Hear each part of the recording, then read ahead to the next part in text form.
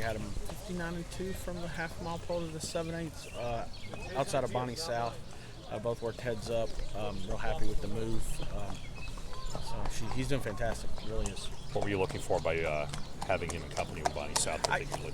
Just keep him honest. I mean, you don't want to go into the Belmont thinking, oh, well, we worked in first work after the Derby. He went a half in like 50. And, he's will work easy enough by himself. And we didn't want to think, oh, well, didn't get accomplished what we were looking for. But we definitely got a good work under him. We were looking for something in that neighborhood, 5/8 in a minute. Traveled really well. Track was good and tight. We got some wet weather last night. The track was harrowed and everything. The track was in fantastic shape, but it was quick, and he cruised right along and coasted right over. You have said. The morning after Derby, you were pretty, firm of, even though he got beat, you were confident that he was the best horse that day and everything. Are you looking at the Belmont as kind of, I don't know if redemption is the right word, but a chance for him to kind of really show who he is, so to speak? Yeah, I think so. Just because we know he's a Grade 1 horse, a champion 2-year-old. But we still have a lot of work to do because we need to make him a Grade 1 winner at 3. And that the Belmont's obviously a fantastic race. It's a classic, and it would be huge for this horse. But almost, I shouldn't use the word take the pressure off, but it kind of does once they can win a Grade 1. It kind of allows you to do maybe adjust your schedule a little bit, maybe. And I'm not saying how we would adjust it, but it does take pressure off when you're able to capture a Grade 1, moving forward.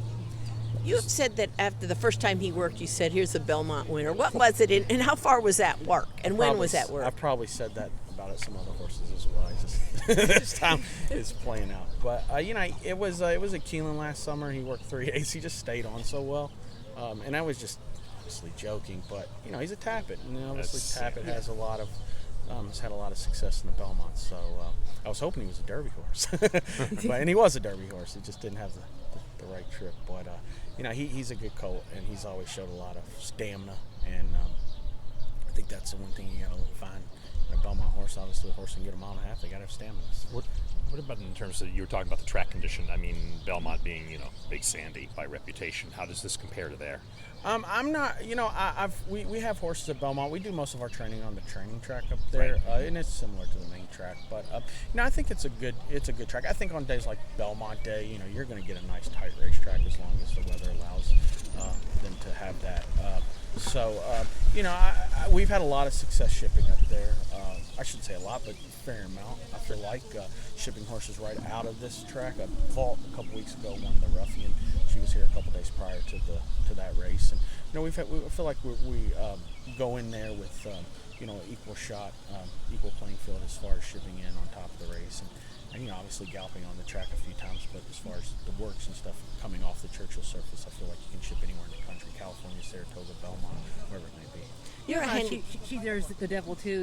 Did she work this morning as well? She did. She worked really well. She just worked in the last set. I think I had her in 1:02, out 1:13 and change, and really, really good. Bonny South's been in that race as well. She was obviously the work week for Central Quality, and she was right there with them the whole way. They were head and head throughout. So it was two. Both of those fillies are doing really, really well. And was she there as the devil? I mean, obviously she's such a quality filly, the Oaks winner, but she's always kind of been in somebody else's shadow. Last year it was with Skydiver, even in her own shed row, it's been Monomoy Girl. Do you feel like this, next weekend is maybe kind of her chance to sort of, make it, her chance to shine, so to speak? I do, yeah, because, I'm not sure exactly who's running yet, but I think, Swiss Skydiver, she's run against her twice, and it's a 1-1, and then Latruska, she beat her in the Azari at Oakland. So, yeah, you're right. She does kind of, always seem like to be kind of running, like never really gets the respect she deserves. I don't think there's any doubt, because we loved her last year in the Kentucky Oaks, and I think a lot of people did. Visually, she was impressive, and she just, she kind of just flies under the radar, really. I mean, she's a really sweet, kind mare, filly. Easy to get along with, big, beautiful, imposing filly, but really laid back. So she's pretty special. She's really, really cool filly. That's kind of crazy to think that an Oaks winner is flying under the radar. Yeah. So, but she seems to. So. Mandaloon was out day too. Yeah, real good. he was by himself. We had him a minute 2, 112 and 2.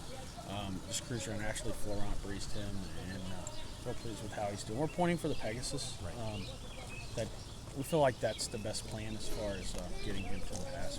Any concerns though about? I mean, you can have a rider who wants to ride there with all the jockey issues. I that are mean, going on you there. know, that's not a concern of mine at all. My concern is having the horse happy, healthy, and prepared to run on. I think it's the 13th of June. So. Would Flo get the ride, or is Yeah, that's the plan. he doesn't have any qualms about I going? haven't heard about it if he does.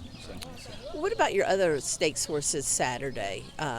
Nixco is going to be going in the Met Mile. And Doing great, really, really well. His work last week here was fantastic. It was last Sunday. He's going to breeze again tomorrow, and then he'll ship up on Monday evening. But he's doing great. He really, really is. You're a handicapper. Talk about the horses I we didn't know. know it was. You are We now. thought that's how For the you purposes started of out. this, Yeah.